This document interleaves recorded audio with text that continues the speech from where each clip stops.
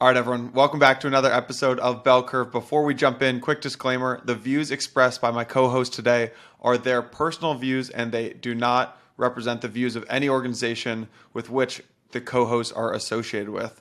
Nothing in the episode is construed or relied upon as financial, technical, tax, legal, or other advice. You know the deal. Now, let's jump into the episode. Solana doesn't worry about that. Solana is purely an application platform, and I really respect that. And I think that if you have fundamental growth from your core product, which is the platform, the token will come. Right? Like I think there will be value there. All right, everyone. We will be back to the program in just a moment. But before we do, I want to share something that Blockworks has been cooking up for these last couple of months. March of this coming year in London, Blockworks is hosting DAS London, the largest institutionally focused conference in all of crypto. Goldman, JP Morgan, Point72, all in one room so you can know what the big money is doing. So click the link at the bottom of this episode. It'll take you right over to the homepage and use BELL20 for 20% off. And I will see you in sunny London town in March. All right, everyone. Welcome back to another Roundup edition of Bell Curve. Today, you got me and Myles holding down the fort. Mies, welcome back, buddy. Good to be back. Good to be back once again.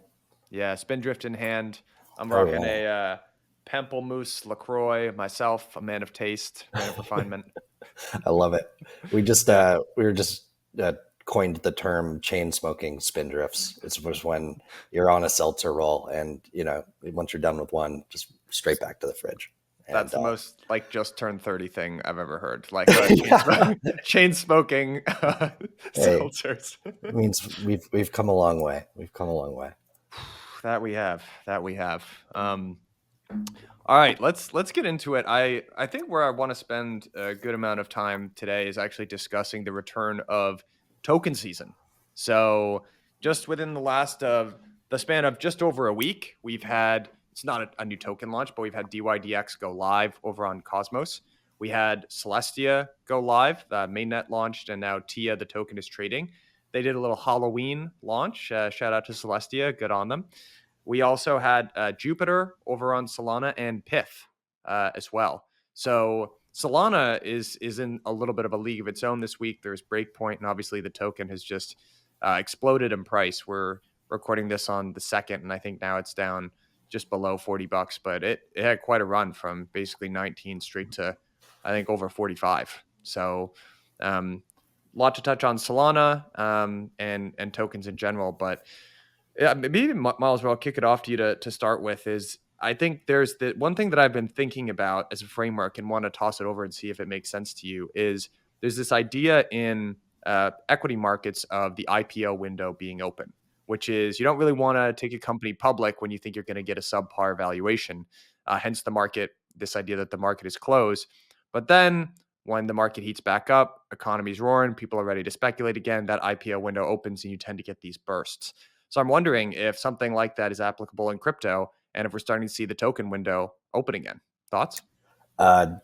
Think you're definitely onto something here. I think there are a lot of teams that were planning on launching tokens a long time ago, and they've shelved it, right? Because if there's absolutely no speculative demand whatsoever, you're kind of playing that card, at the wrong time and not getting any of the benefits. And we've definitely feels like we've turned the corner here, where you don't, there's maybe like a sweet spot where you want to launch your token really like right before things start picking back up so that you can have that wealth effect and, under early adopters, right? But you don't want to launch your token like towards the end of the cycle, then everybody hates you because they bought in at a valuation that is just wasn't going to sustain itself beyond like the next 6 months. And there's lots of projects like that, are unfortunately down like 99%, and it's hard to tell really where their community is at today. And I think we're getting into that sweet spot right now. Maybe we're getting a little ahead of our skis. Maybe the projects that launch end up finding out that, okay, the market's actually not back and it won't be back for another year or two. But there's enough momentum there, I think, particularly in the Solana ecosystem, that I think we're going to see a lot of these tokens a lot of projects that have PMF or some semblance of it, right? have been holding off on their token for a long time. Maybe they have like a point system or something like that, just to have teased it to users. And now they're kind of coming around, right? Because they can feel, Solana going up, the speculative like dollars coming back into the ecosystem, that's bringing up TVL, and they just need to like light the spark with the token and let it run from there. So I totally agree with you. Whether or not we have like the same sort of strategies of token distribution and bootstrapping, as the last cycle, we'll see. But we're definitely hitting that sweet spot. And I would say just one other thing, like with the Cosmos launches, that's a little bit different, right? Because those are not projects that have been live for a long time. You need that the token launch comes with the chain launch, right? And so that could change over time, by the way, whether it's new ways to build Cosmos chains that don't need a native gas token. But I would just say it's a little bit different in that, this is like these projects are coming alive for the first time versus on Solana. It's now you can just actually speculate on them. Yeah. So a lot of different ground cover. I do want to get into your thoughts on the strategy, right? Maybe we can put our operator caps on here and try to speculate about what the strategy for an airdrop or incentives would look like this time around, and how, if at all, it's going to look different from what projects did back in the 2020, 2021 era. Be very interested to get your thoughts there. Completely agree with you on the sentiment that the strategy here is you want to try to find the sweet spot of launching when there's a little bit of excitement and try to maximize the amount of revenue that you can bring into the treasury, or reserves that you can bring into the treasury rather. But at the same time, what you definitely do not want to do is launch at the absolute peak, have down only. There's no better way to kill a promising project, right? Or have VCs be dumping their token allocation, which is obviously not popular with the community. I do want to, before we get into, I think it probably makes sense to start with Solana here. But before we do, I just want to give here's another framework of mine. I'll see if you agree with this. But in terms of one of the things that I think needs to happen that catalyzes a bull market in crypto, first, Bitcoin has to run. But I think you described it really well, which is this idea of a wealth effect. So in order for there to be a real sustainable bull market, which is why I always push back on the like friend tech is going to take us into the next bull market. Like, no, it's not going to take us. That's PvP game action there. And those numbers are down quite a bit, by the way. But really what we need is like the common bag that everyone holds to go way up. Everyone starts to feel very wealthy, and then they reinvest those perceived gains, like their casino chips, into projects X, Y, and Z, right? And all the time that you're sort of building leverage. So that's why you need to see the run in the majors, which we obviously are seeing a little bit in Bitcoin and ETH, but Solana has really been in a league of its own here. And I know you've got a couple folks on the ground over at Breakpoint. So do we. So I'm happy to relate some of what I've been hearing. But what do you ascribe to this massive run up in Solana here? It's interesting. I think there's a lot there. I mean, first of all, I think it's very clear that there's been a big community that's continued building through, really the darkest parts of the bear market where it hit Solana.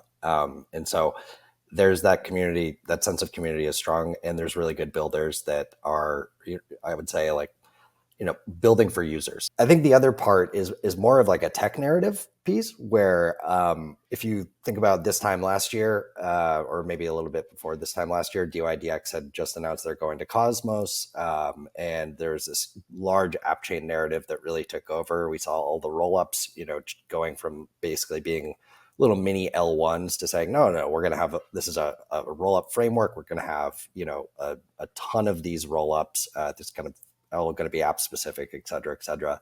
We had tons of infrastructure built to try to, like, I guess, handle all of this new complexity. And now we're getting to a point where I think you could argue the narrative is maybe we overbuilt for app chains right now. Maybe a lot of that, additional complexity isn't worth it if you can get those benefits of speed and, noisy neighbor problems on a highly performant, L1, which one is still around, which one still has a great community, Solana. And so, that's maybe coming from my like Cosmos, roles and also being really close to the rollups and the RAS providers, is what I'm seeing is that We've got more infrastructure here and more infrastructure providers for app chains than there are, developers who want to build app chains.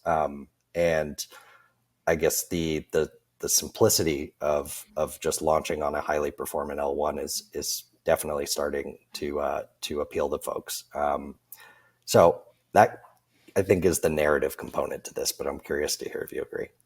I would agree with that. I've been very positive on Solana for a while.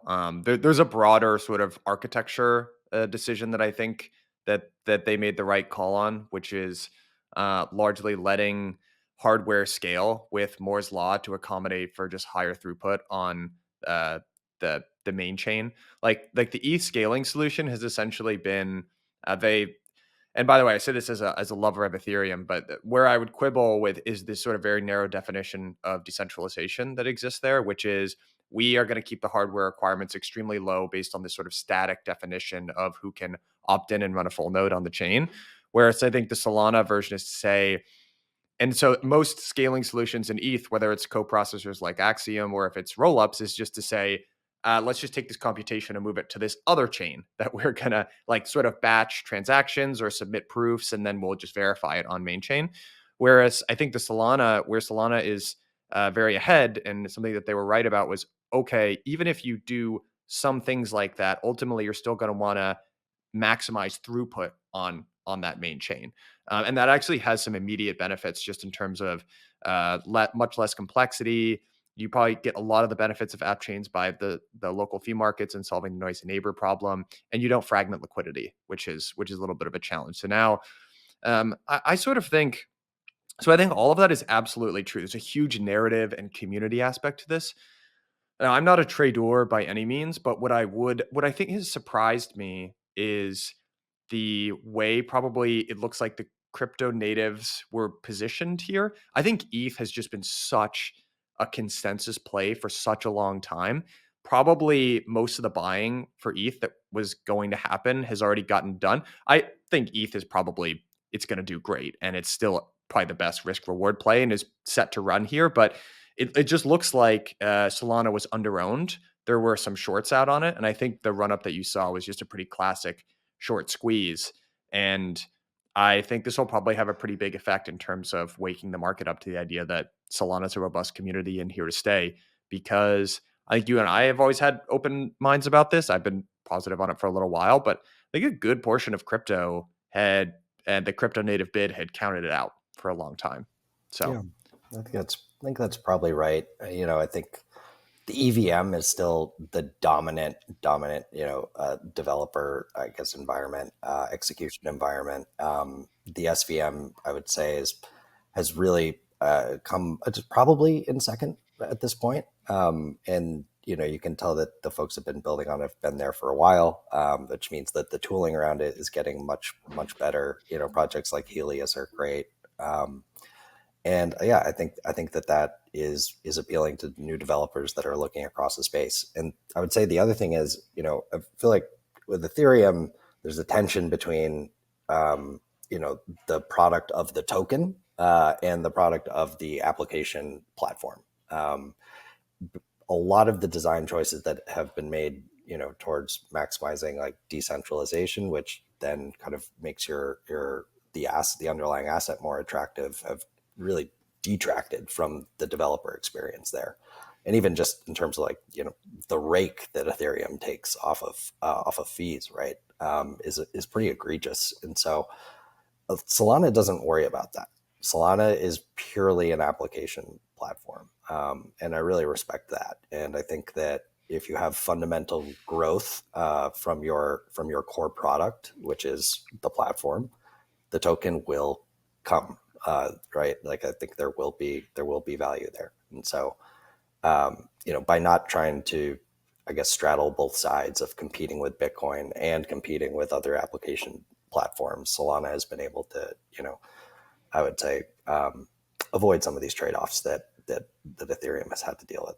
All right, everyone, we will be back to the program in just a moment. But before we do, I want to share something that Blockworks has been cooking up for these last couple of months. March of this coming year in London, Blockworks is hosting DAS London, the largest institutionally focused conference in all of crypto. We are gathering 1,200 of the world's largest asset managers. So think TradFi macro funds, crypto native funds, big allocators, and financial institutions. So banks, payment processors, etc., all in one spot. It's very rare to get the likes of Goldman, JP Morgan, Point72, whatever, all in one room. So you can know what the big money is doing. We're diving into the themes that they care about. So we're talking about the intersection of macro and crypto, where we are in the cycle, real world assets. So everything from stable coins to on-chain treasuries to tokenized assets. It's going to be a blast. But the other reason you really want to go is London, baby. Center of the world at one point. You got pub culture, you got fish and chips, great beer. It's going to be a blast. So because you're such great listeners to Bell Curve, there's a code BELL20 that's going to get you 20% off. So click the link at the bottom of this episode. It'll take you right over to the homepage. You'll see all of our speakers and use BELL20 for 20% off. Ticket prices are going up soon. Make sure you go, use that code. I will see you in sunny London town in March. I'm a little torn on this. I have never been a huge fan of the ultrasound money meme on Ethereum, or ETH is ultrasound money. But on the one hand, I do sort of wonder if Ethereum is just a little bit ahead in its roadmap from something like Solana. So Solana today can say, we don't care about this value accrual to the token, and we're just going to build the best platform. But again, my framework for how these ecosystems grow is this money wealth creation effect that happens by appreciation in the base layer token. I mean, that's the best marketing, call it customer acquisition, content marketing, money illusion, whatever it is.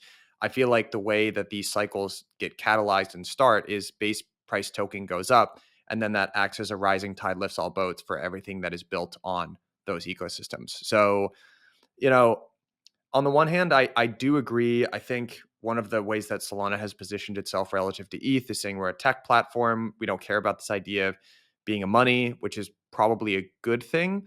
But I do wonder if they will have to revisit their fee model eventually and start to think about value accrual in a couple of years, because I do think that that's just the winning model in terms of attracting new apps to the ecosystem. I'm not sure what they'll do though, because with Ethereum, it was like you had fees were egregious. They were just all going to the supply side of miners, right? Right. And so all you had to do is just flip a switch and say, actually, no, we're going to burn like the majority of those fees that were going to miners, and now they become revenue. Look at our P&L. Like we just went from, negative like 2 billion in losses per year to cash flow positive.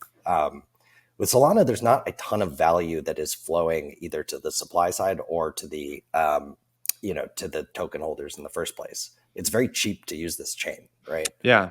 And I think that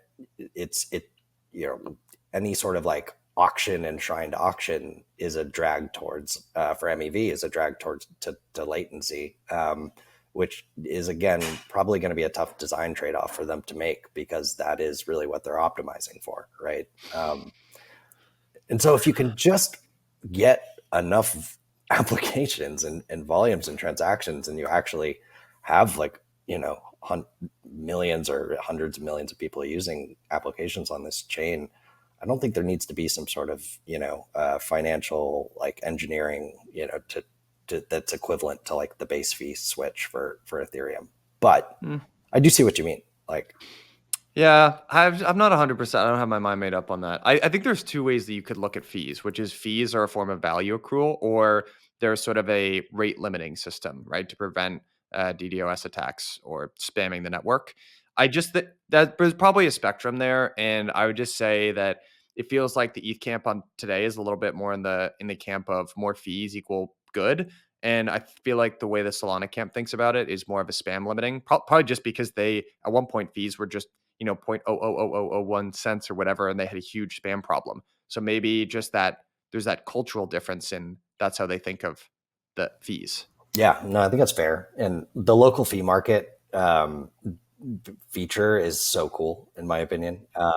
Like really one of the more interesting innovations that have come out for a while. And, speaking to like the Jito guys, you could implement, I guess, auctions on an account level, right? And so that if there is, you've got like an NFT mint or something like that is going to absolutely end up with like transaction spamming this account, you have, a way to, I guess, increase the base fees to deter spam. But you could also just, implement some sort of auction, and if it's a use case that doesn't need that sort of like insanely high latency, and then turn it off, right?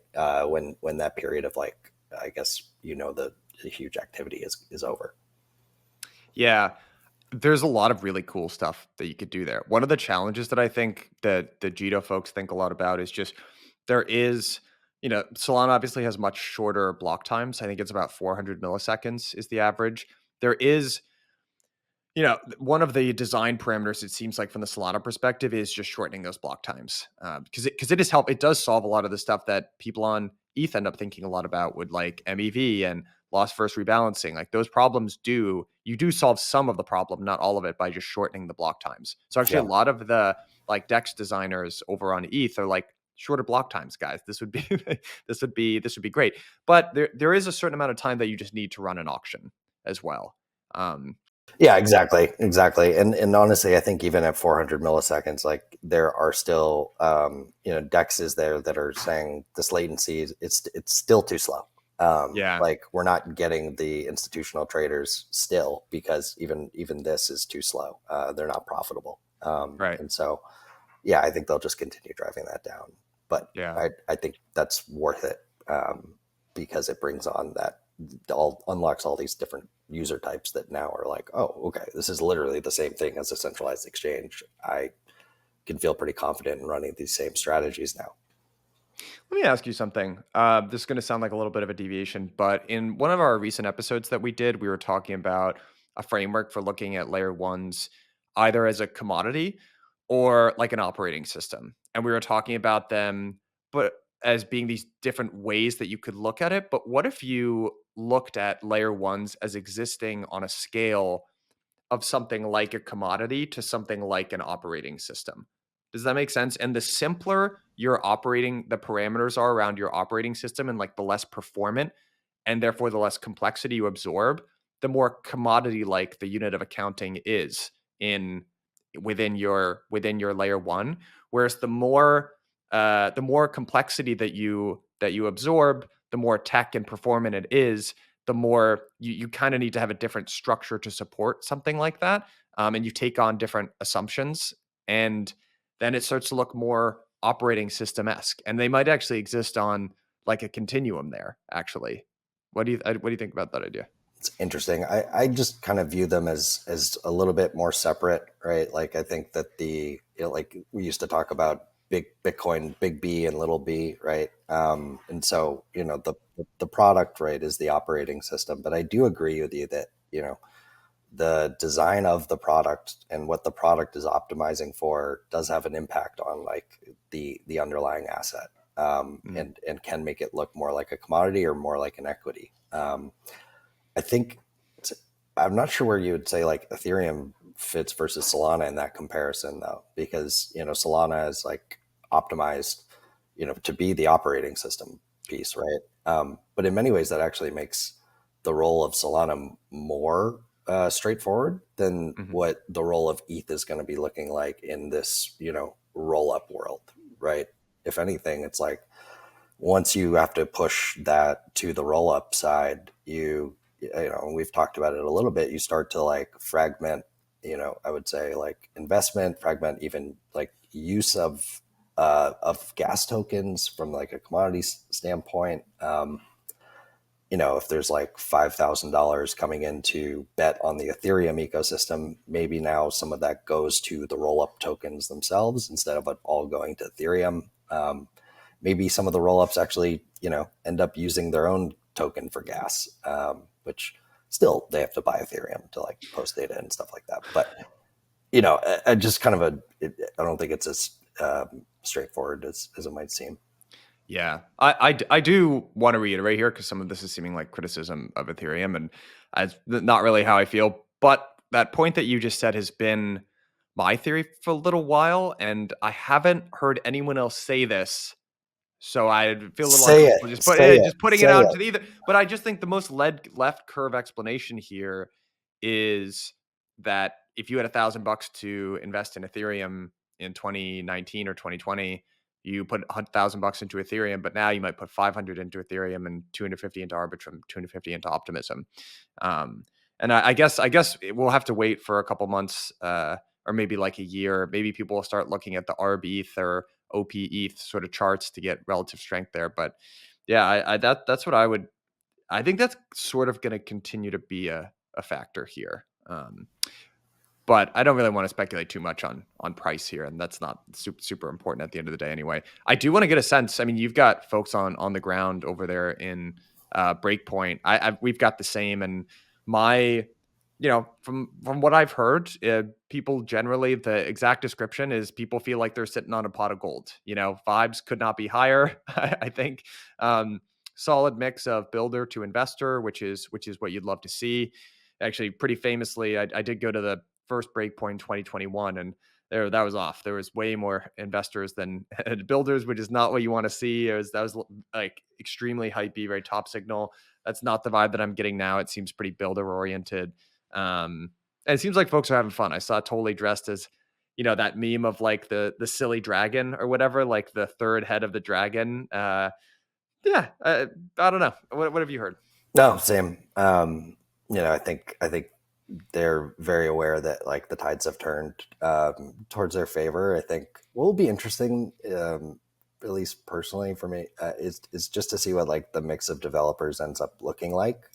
Because last time when Solana was coming up, it was really just like net new developers going into Solana, right? It wasn't like they were stealing a lot of Ethereum devs or something like that. And now they're coming into like whenever this like activity picks back up, they actually have a large community of their own developers, like Solana native developers. I still think they're like very appealing to that net new developer, because a lot of it resonates with them from Web 2.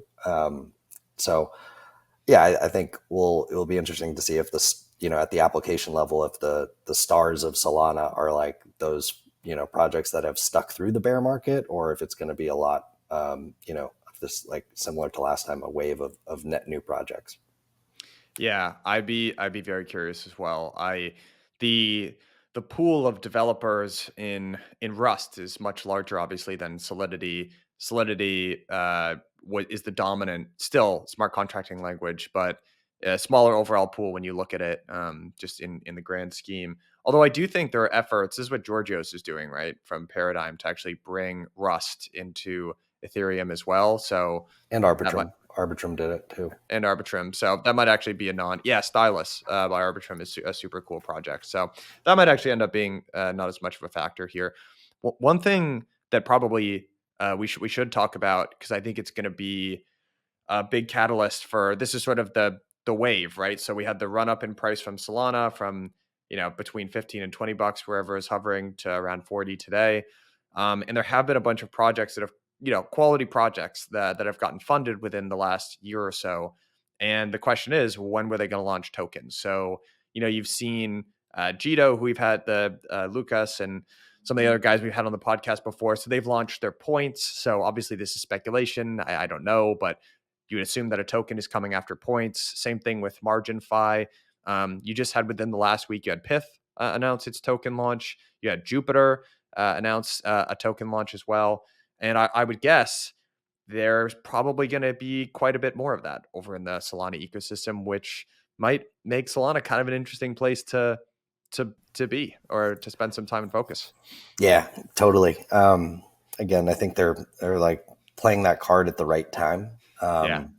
If anything, like maybe a tad early, but I think it makes sense, honestly, to try to drive that themselves. And have good usage, good products. Will be very interesting to see if they try to, kind of evolve some of the strategies from last cycle in terms of, looking to see what worked well, what didn't. Like there's probably a lot of low hanging fruit there. And yeah, I think in general, like, I can only see TVL kind of going up from here. With Solana. I mean, it's been so low for so long. But the idea here is that you get And Solana also has some like mainstream recognition now. Like if I describe tokens to normies, it's now like in that, you know, Bitcoin, Ethereum, Solana, and they usually have heard about it. And a big part of this also is like, you know, not just, you know, wealth effect for the early adopters, but kind of this, you know, inevitable FOMO that ends up happening when you know, people start, you know, CNBC starts saying like, oh, crypto's roaring back, and et cetera, et cetera. And then you get in, you know, net new dollars. So maybe it's time, maybe not. Maybe. Look at this. This is a pretty, man, the ups and downs of crypto. The human psyche was not meant to bear these levels of volatility. I mean, this is just tough. Look at this. This is a TVL chart. And by the way, I do think TVL, I'm glad that people are waking up to this as being not a broken metric, but you can't just one size fits all. But look at this run up here in 2021, you know, in the span of a year, just under a year, you know, to 9 billion, from basically 0 to 9 billion. And then from 9 billion, I mean, it dropped down to 200 some million. And just now, I mean, even now, it's almost still a little bit early to talk about recovering. It's been a good trend, but only since the beginning of this year, you know, and even relative to, you know, the like there was a headline a couple of months ago, maybe a month and a half ago, that Base, you know, overtook the entire Solana TVL. So it look, not financial advice is a non-financial advice corner, but that does feel pretty exciting, right? I mean, a chain with so much mind share, kind of coming out of the gutter, and still pretty early here in terms of TVL and rebooting adoption. So, yeah, we're rooting for our friends over there, and I think it'll be an interesting ecosystem to watch. Maybe we could talk a little, Miles. I'd love to get your thoughts. I know you and I have debated about the return on investment of doing things like incentive programs, airdrops, things like that. I got a couple of charts to show you here. Maybe one we can debate. I think we showed this last week, but you and I talk about this a lot, and I was actually wanting to get your opinion on it. But here is a chart. Hasu retweeted it, but I think it originally came from Richard Chen, about the cost of airdrops of some of these major ecosystems. So DYDX, Uniswap, Arbitrum, Blur, ENS, Optimism, and the ranges here of, you know, DYDX, the cost of the airdrop was 1.4 billion. Uniswap is 657 million. Arbitrum just under 1.4 billion. Blur 342 million.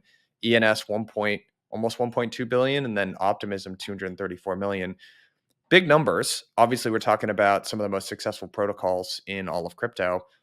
I mean, what are your thoughts on airdrops? Like, were these worth it, do you think? And then maybe we could get into some of the more nitty gritty tactical stuff of how the strategy for airdrops are changing. Changing. Yeah, so I mean, there's airdrops, and I would almost have that kind of maybe be separate than some of the like ongoing incentives for usage as well. And I think that airdrops, like, there's no way you could look at those numbers and say, you know, that was a good decision. Like on paper, that was a good decision. Most of these, you know, projects, like even as successful as they are, you know, have not generated anything near what those numbers like represent, or nor have they like retained most of the users that receive those airdrops. That's like, just, there's no really arguing against that. But does that in itself make this like clear that these were really, really bad decisions? It's less clear, I think. I think I don't know if projects like would admit this, or maybe I'm off here, but I do feel like there is, or at least last cycle there was, you know, this is kind of not really a choice for these protocols. It's kind of the cost of also being a DAO and having that be, you know, the norm in order for people to like use your product. You have to get these tokens out there somehow, right? If you've chosen the token path, which, you know, they've obviously all have. And at that point, you're not even looking at like profitability. I don't think there's anybody on these teams who is monitoring the airdrops and showing like, okay, was this a good, what are the CAC metrics here? Like, what are our retention of airdrop, users? I don't think I think, because even if you got the numbers and they were terrible, I think the decision was like, it's still already made that we need to get X amount of this token out of like, our ownership and into the community. And so it's not like there's, super strong like financial, like logic, I would say, like informing a lot of this stuff, or at least there hasn't been in the past. Now, do I still think there's like lots of room to move forward and improve that? Yes. And can you still like find ways to distribute that, those large allocations of token supply to the public? Like, I still think so as well. And we started to see this a little bit towards the end of the last cycle. And today, sometimes there's multiple steps to claiming an airdrop, right? You have to like do this little task, do that, at least try, like bare minimum, like perform some actions, vote on like, something, right? To get your full airdrop. And I think at the very least, you should be doing that. Like, have the civil protection like in there, which is still a struggle, it seems like, for a lot of people, for a lot of projects. Have some sort of like, drawn out sort of distribution, even to the first people that are selected and whitelisted, and those that like continue using the platform should get outsized allocations. I don't think this only like backwards looking, on-chain history piece really makes a ton of sense.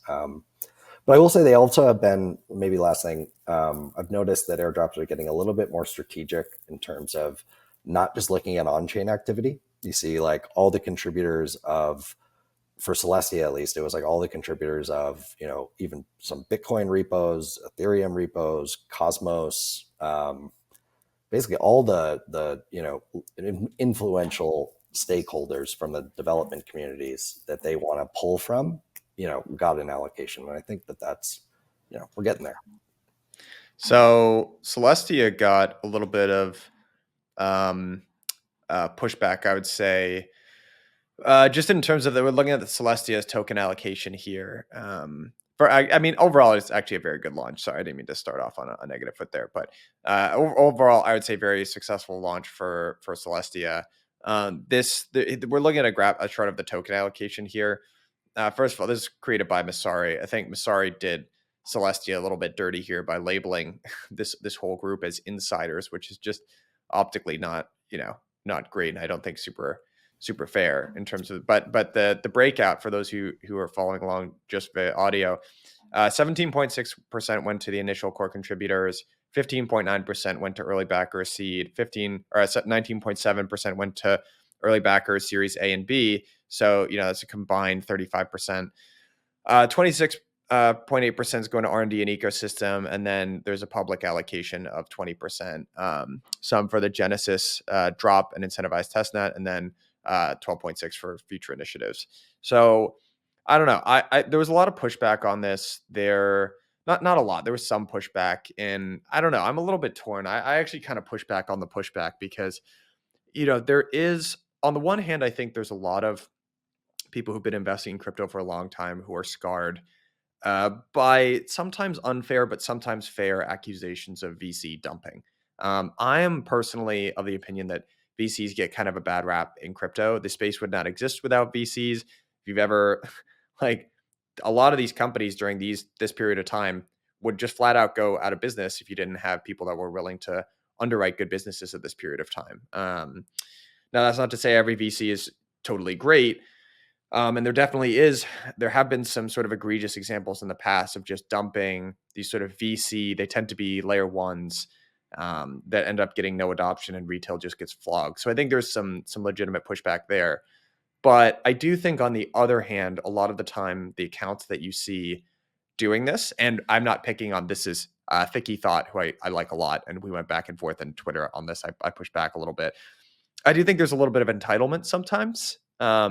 Entitlement from people who just say, I deserve to get this huge allocation that, like, I'm just going to turn around and dump. Let's be honest. Like, I don't want these VCs to dump on me. I should be doing the dumping, is my interpretation of a lot of this pushback. And I don't know, I'm kind of like, if anything, I'm looking at this, okay, maybe the allocation of investors looks a little high. I mean, if anything, this looks low to the team. Like I would prefer a good healthy amount going to the team and being reserved for future contributors. Like, I don't know. I sometimes I do think there's a little bit of entitlement sometimes in crypto. Like, give some to the community, but why are we just giving stuff away to the community? I don't actually understand that. Yeah.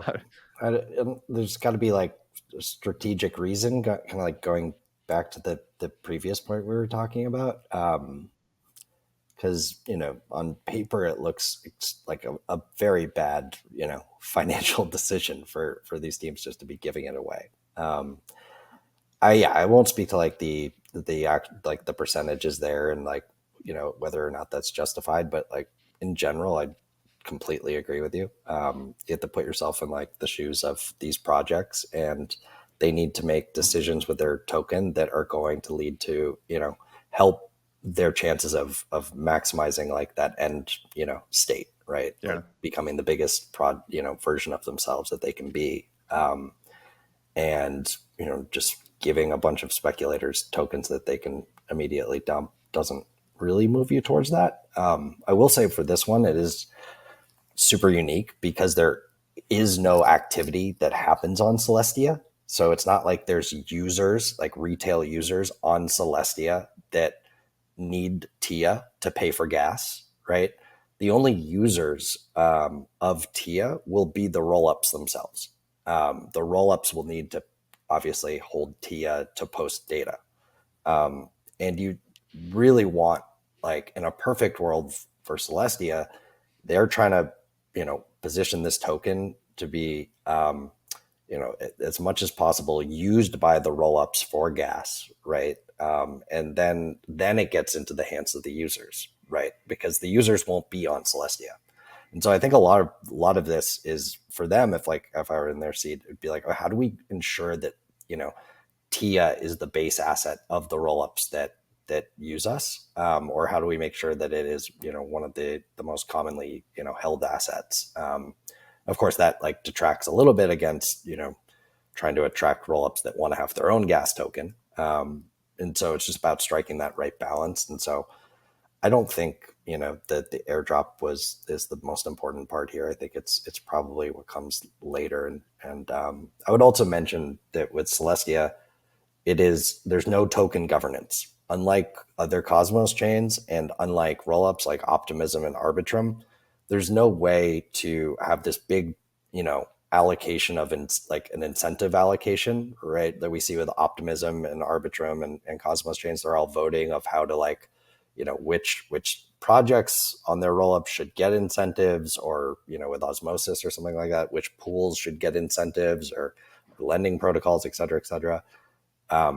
That's all voted through governance, and that's not, possible on Celestia. And it's really the opposite of what they're optimizing for. They want it to be, like as minimal as possible. So maybe just to add a little color there on why it's not apples to apples.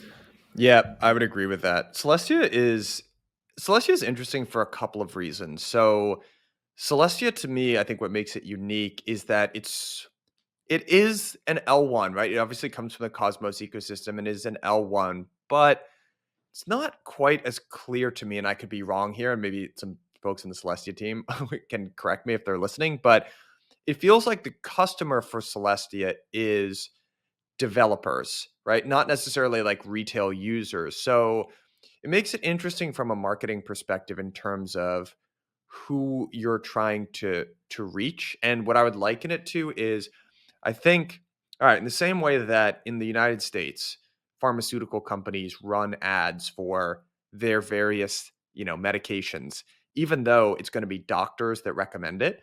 It's kind of like you have an end consumer that you want to have a brand with, but you also have this intermediate figure standing between you, which in this case would be the doctor's office that prescribes that medication. So you want to kind of go around them, market to your end consumer so that they say positive things to the doctor's office, and then that you use that drug instead of other generic drug XYZ.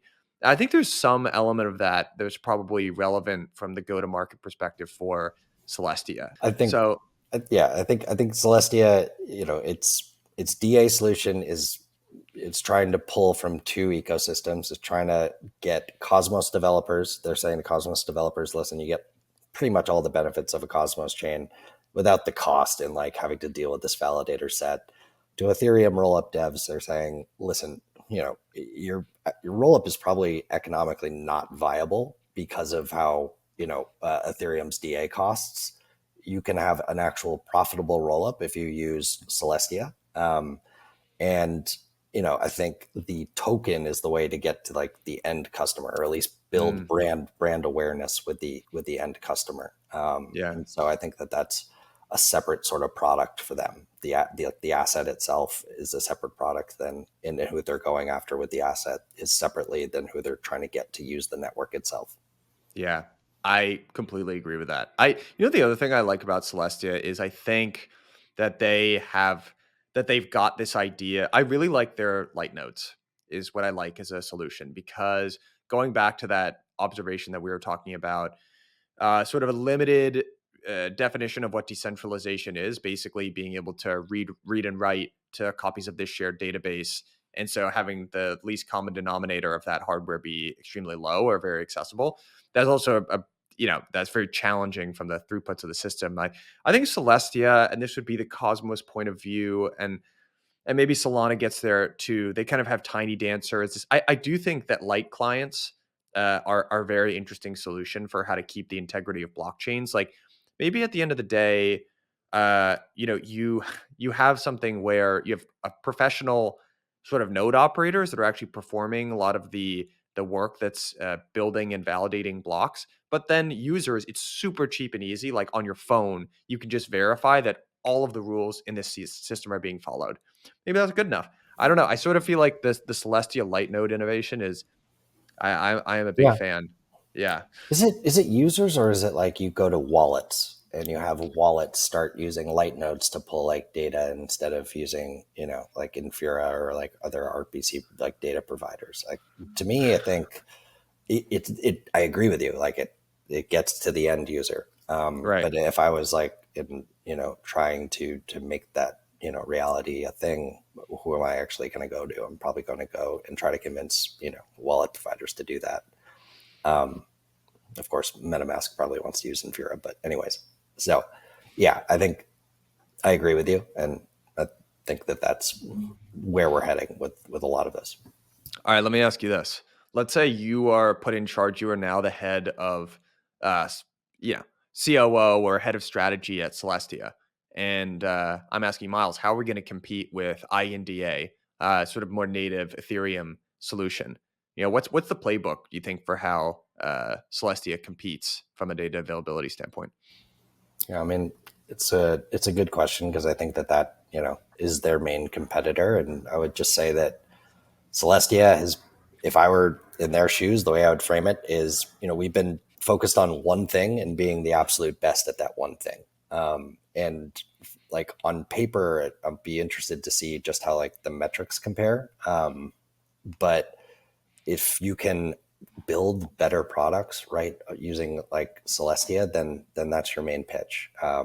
It's unclear to me exactly, like with EigenDA, just how much of Ethereum, you're getting, with better performance. And I think that you'll need to view like these alternative DA solutions as, you're not getting like the market cap of Ethereum as your security, right? We're gonna start like teasing out what the real trade-offs here are. And I'm really sick of the words like alignment and enshrinement. I feel like I'm so excited for us to stop like having, alignment as a strategy. But that's just me personally. We've been hearing too much for too long. I'm with you on that. I'm not a huge fan either. Here's the issue with it, I think, is it prevents spreading good, unique ideas across. Like part of the reason why I advocate, like I think it's actually quite a good thing that you have multiple different ecosystems out there in the world, is because the infrastructure problem we're trying to solve with blockchains is actually immense. And from an organizational standpoint, you do end up getting a better outcome if you have, instead of everyone just trying to solve everything at once, if you do have these ecosystems that optimize for data availability, and you get cool innovations like data availability sampling, right? Like Mustafa with Celestia pioneered. And you have maybe Solana, which is focused on the actual execution layer and throughput of the chain, whereas Ethereum is leading the way on, validity proofs, things like that. I think all of that is really good. But when you have a really tribal approach to it, which a lot of people in crypto do, you miss some of the innovations on these other chains. Like, actually a good one that that there was a really interesting, it's been a while since we've talked about it at the show, and I'll put my hand up and say I haven't been paying a lot of attention to this ecosystem, but Avalanche, Patrick O'Grady over there actually put forth a really interesting proposal. I can share my screen about the road to, it's kind of or the path to 100,000 subnets, overhauling the relationship between the Avalanche primary network and subnets. And what's interesting about this is, so I actually had to refresh myself with the design of Avalanche, but they have 3 chains. They have the C chain, the P chain, and the X chain, and they have different subnets. And subnets, you can sort of think it's very actually similar to, it's kind of like a mix between a sort of a Cosmos-like architecture and sort of roll-ups, like a hyperchain architecture, like you might see on ZK Sync. And it's what's cool about it is, you can be a subnet validator. There's a high fixed cost to doing that. The problem with it is you can basically be a validator for the P chain, which is sort of this messaging system between different subnets. And then to be a subnet validator, you have to actually validate the P chain as well. There's a very high fixed cost to doing that, but it basically is a really good interoperability solution in between these different subnets. The problem is the economics of subnets are almost perfectly inverse with the economics of rollups on Ethereum. So rollups on Ethereum are extremely low fixed cost, very high variable costs, which is good for startups at the beginning. The problem is once you hit scale, those costs just never go away, and data availability is this massive sort of not intractable because you've got EigenDA and Celestia for solutions, but it's this variable cost, whereas it's almost the opposite in Avalanche subnets. There's a high fixed cost, but it's very low variable. So not so good for startups because you don't want to have this super high fixed cost, which then you don't even know if it's like Polkadot, right? That was their issue as well. It's exactly like Polkadot. And I don't know anything. I was getting dinner with a mutual friend of ours actually last night who mentioned that there might be some innovations over there, but that this was a debate, right? This, like, what is the economics of these sort of app chains going to be? And I think parachains were actually much more extreme, where there was a very, very high fixed cost. You had to apply to be a parachain. How many were there? There were only like 14 or something like that. Yeah, extremely, extremely limited, very expensive. I would say that model didn't work at all. Avalanche is a little less extreme. I think there's fixed cost of like, it's in the range of like $30,000 or something like that. It's relatively, it's high, but it's not absolutely crazy. But still too high for startups. So what they're starting to do is they're relaxing the requirements for being a subnet validator. So you don't have to validate the main chain, but you have to like bond some amount of AVAX or something like that. So they're reducing, again, it's just this, like, instead of thinking about these things in a very tribalistic, like this good, that bad, they're just what these different ecosystems are doing. They're toying with the economic models until they find this equilibrium solution that makes sense for where applications are at.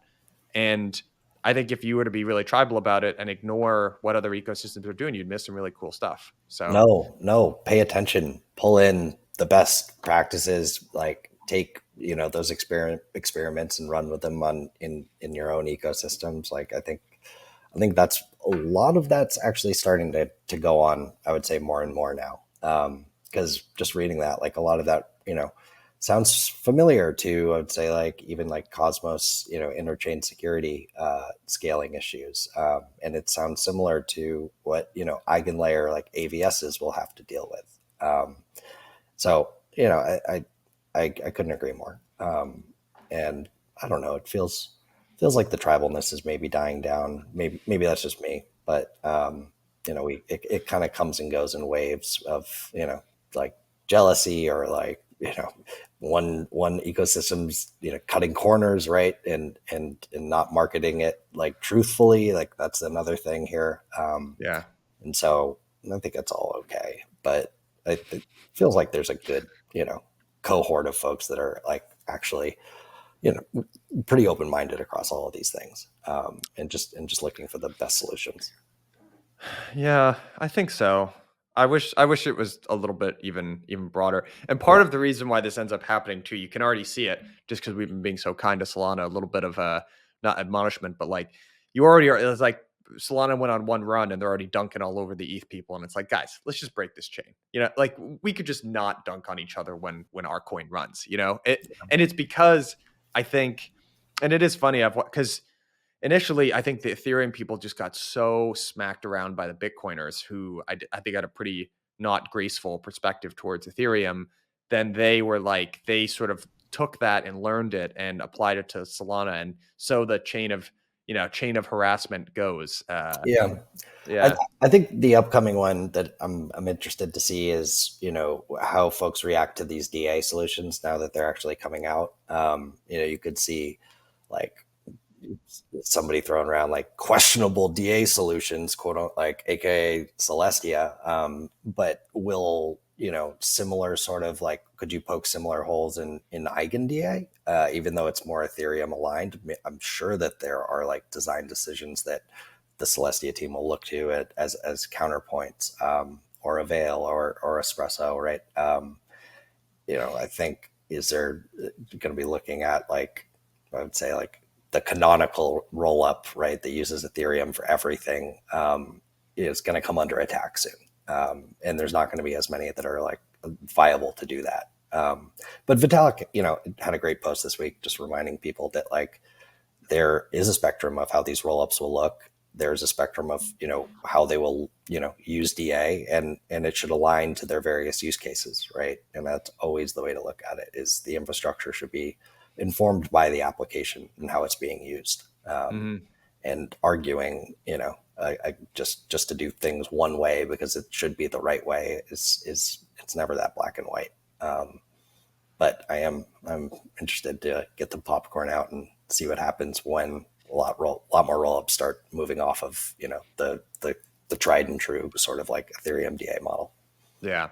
Well, I agree that I think DA is going to be the big narrative. And when you look at upcoming catalysts for crypto, I think things that are not just straight up macro catalysts would be obviously the halving, spot ETF. And then I think 4844 is on some folks' radar because that's going to either decrease the cost or increase the margin depending on what rollups. It's just additional bandwidth essentially that's been subsidized by Ethereum for rollups. You get your blob space. I sort of in the camp that is going to surprise to the downside if I had to guess. I don't think I know. Well, I was talking to a guy who's crunched the numbers on this, and it's not an enormous amount of bandwidth for these rollups, and there are many different rollups right now, and it's sort of unclear to me, at least, how many rollups we really need. Maybe fewer than exist today. And if clearly what rollups have been extremely successful at is attracting transactions and activity. And I think 4844 might not actually be as helpful in terms of fees as the market is predicting, which would be, if that's what the market thinks and we get a surprise to the downside, that's slightly less good. Yeah. I mean, that's kind of what I was like alluding to here is I think once that becomes clear, that's when like Ethereum as that DA value prop will kind of come under attack. But yeah, I don't think like some infrastructure like that is going to be a market catalyst. And it's, got to come from the applications themselves. And so I agree with the state of the world today in terms of like, oversupply versus demand. But could change very, very quickly. So Myles, what do you think this, knock on wood, not that it's started already, but in this next cycle, this is going to be the first cycle we get real consumer apps that breach the whole of the crypto natives or actually go mainstream, or do you think this is another infra cycle? I would hope so. I would hope that we even if it's, doesn't have like decade long staying power, that, the mainstream, we actually break the apps themselves a little bit more into the mainstream. And we did with OpenSea, for a bit last cycle. And I think we'll see more of that. I think payments are an interesting one. We'll see, like, it's always hard for me to tell just how overhyped or underhyped it is, and like, where traction stands today. But I think that there's a lot being done there on the payment side, which may not look like that killer sexy app, but that would look on chain like we are getting, usage on levels that we haven't seen before if one of those actually takes off. It just wouldn't be like branded necessarily as a crypto app. It would just be using crypto in the background. So yeah, I think we will in some way, shape, or form. And it's probably going to be very non-obvious, and something, or like non-obvious now that seems obvious when it does take off. Yeah, I think, I don't know, I struggle with it a little bit. I know it's a very popular thing to say that the new L1 trade is dead. I don't think that it is. So maybe four or five L1s. I do think, I'm just trying to think about stuff that might be less obvious, but needs to happen.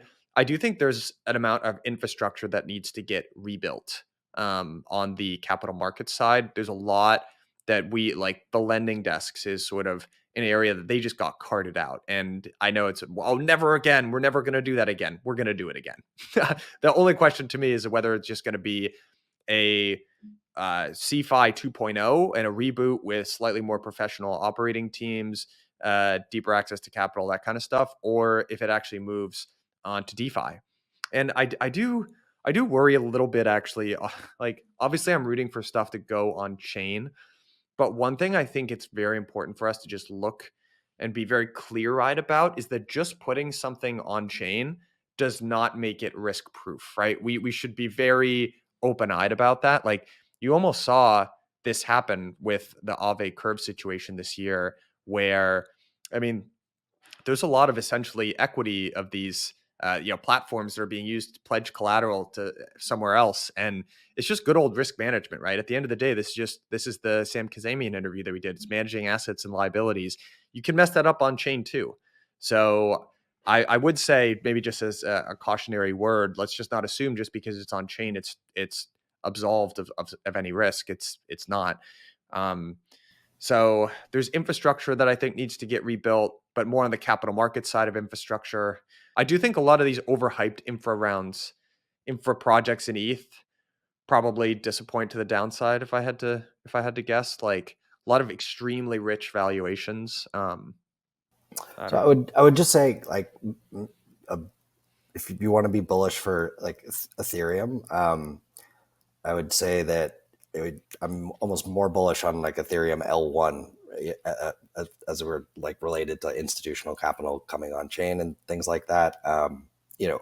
If and when there is on chain, like if these market participants actually choose to use on chain alternatives versus in the absence or instead of centralized providers, they're not going to go on rollups for the most part. Like, they're going to start dipping their toes into, Aave on Ethereum, only like the most battle tested protocols.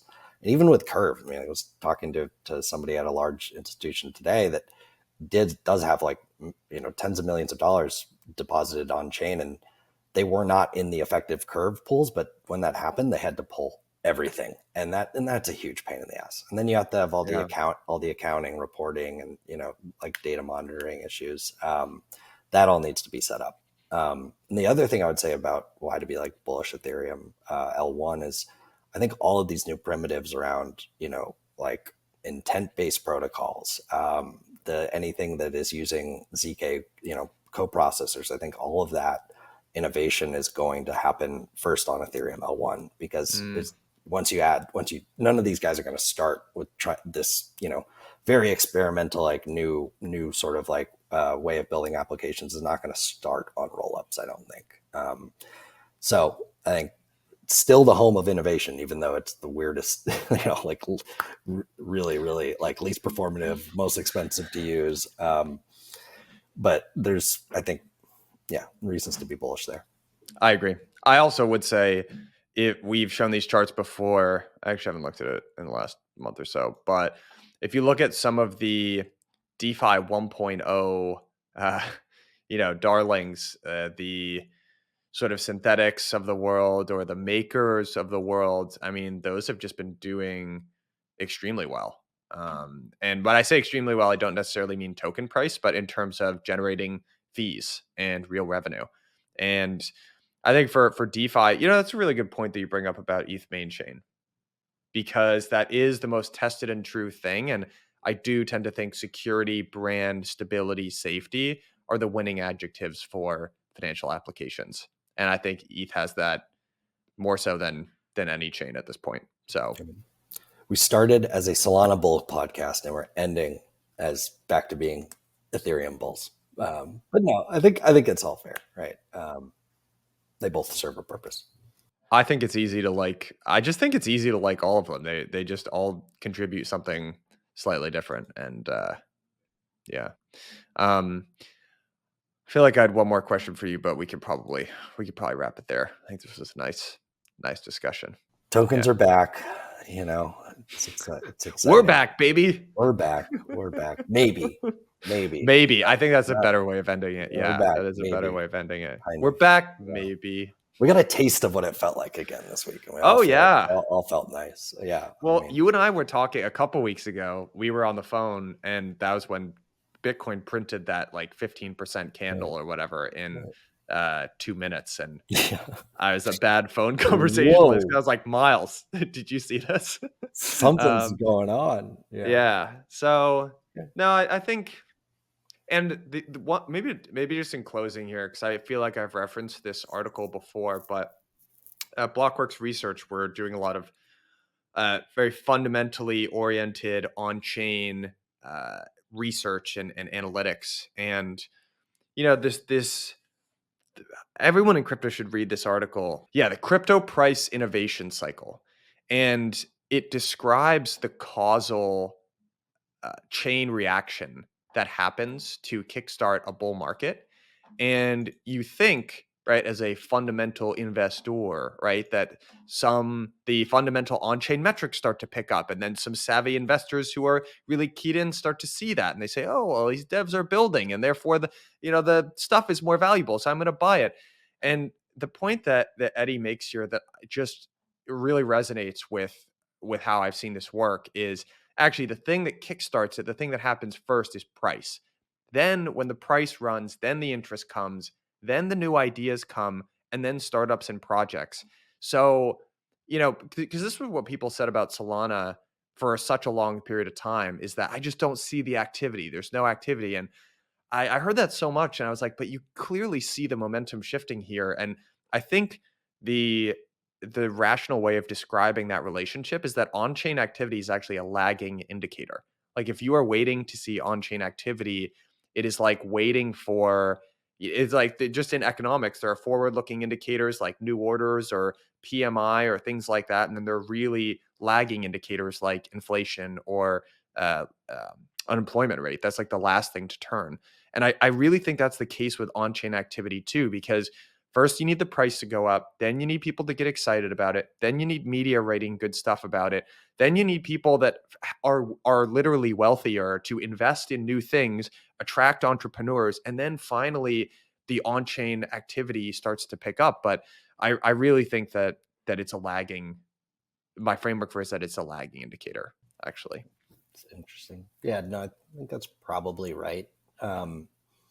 That said, it's, I think a lot of the new ideas that come out at the tail end of that cycle are now like well positioned today. And, to actually have like a lot of that on-chain activity happen when prices start to go up. And I would just say like, Osmosis this week, it's what did not launch a token, right? It did not like have anything other than being, the venue of where Celestia launched on chain. And the amount of activity that came, because of that was like pretty insane. It was, nothing that like Cosmos has seen since the Luna days.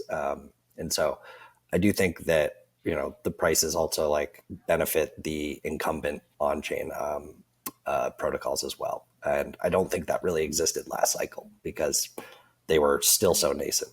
But yeah, we'll see. You know what? I forgot to say this earlier when we were talking about it being token season. You know what these token launches remind me of is this was sort of how I felt when Curve launched CRV. And yeah, that was, wow, that's crazy. This was this late. August of 2020. Okay, so August of 2020, Curve launched their token. I remember thinking to myself, like, man, that's like new token launch. I mean, I guess this was right around the time of DeFi summer as well, but it was kind of, it is interesting to remember that because my memory of that was Bitcoin ran first and then ETH and then it all yada yada, it all compounded. But really, you did have DeFi summer, going pretty fast and hard. There was this sort of little idiosyncratic rally, and that was kind of sort of new wealth creation, sort of PvP games, a mix of both of those things, totally crypto native. I was isolated to sort of one corner of crypto. It was before it all really kicked off and the majors started running, which is what you need to get a real bull market. But it sort of feels like that's where we're at at the current time. You sort of just started to see it with the beginnings of like Friend Tech. That was the beginning. Okay, maybe, or Pepe. People are ready to start gambling again. Now we've started to see a couple, like Maker went on a little run, Solana just went on a big one, Chainlink, some of these more, but it's not really like, and Bitcoin's just starting to move. I sort of feel like that's about where we are. If I had to, so not tomorrow, maybe not the next day, but sort of a checklist, Yeah, right. Oh, I'd love that to be the case. Yeah, we haven't had our own version of yams yet, or whatever the fuck that like those fruit tokens were from back in the day. But I think Friend Tech, it rhymes with it, and yeah, I think there's a lot of those preconditions are starting to happen. So just stay patient, one foot in front of the other, and like I think it will pay off. Yeah. Well, I think one thing that I don't really know how I feel. I've historically not been a great predictor of this, so don't listen to me. But what I will say is if everyone was being like, yes, the ETF is the most bullish thing on earth, I would feel less excited about it. But generally, when you talk to people about the ETF, they're like, yeah, I mean, people already could have bought Bitcoin at Fidelity at this point. Most people who wanted to buy already would have bought. It'll be cool, but I don't think it'll really move the price. And I just think that's just emotional scarring of 2 years of bad market. I mean, that's a middle of the bell curve thinking right there. I think you could just go ahead and left bell curve that and say ETF good. And yeah, we can believe good news when it's obviously good news is how I view some of this stuff. So I think so. I think so. Not financial advice. I'm usually wrong. So never. I'm with you. I'm not. Fingers crossed. ETF good, halving good. Knock on all the wood. All right, buddy. This was a fun one. Yeah, it was a blast. Have a good one.